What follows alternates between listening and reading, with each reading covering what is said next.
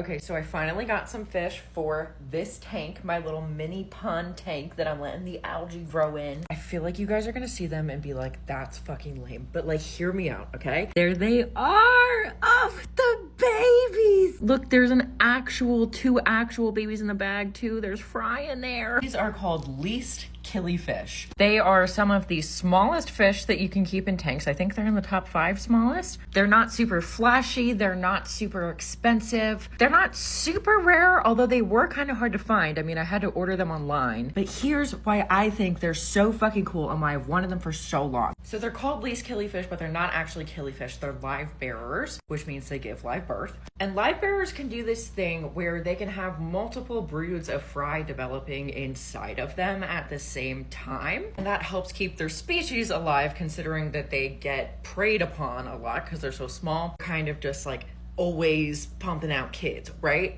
But least Killifish take that to another fucking level. I need to read more about fish ovaries, so don't completely quote me on this, but my current understanding of this is that, well, yes, a lot of live bearers are able to have multiple broods of varying stages of development at the same time. Least Killifish are able to have like up to 7 different dads, stored sperm, like the whole fucking shebang, and they only release a couple at a time. A lot of other live bearers will just shit out a whole bunch of babies at once. Least Killifish only put out like 1 to 3 at a time, which sounds so fucking crazy because it's like, how would your species survive if you're only having a couple babies at a time? Even if you're always doing that, you think that the babies would just be immediately picked off. But when you think about it more, that actually makes even more sense. Because then instead of releasing all the babies at once, where if a single predator comes by, it can completely wipe out all of the fry,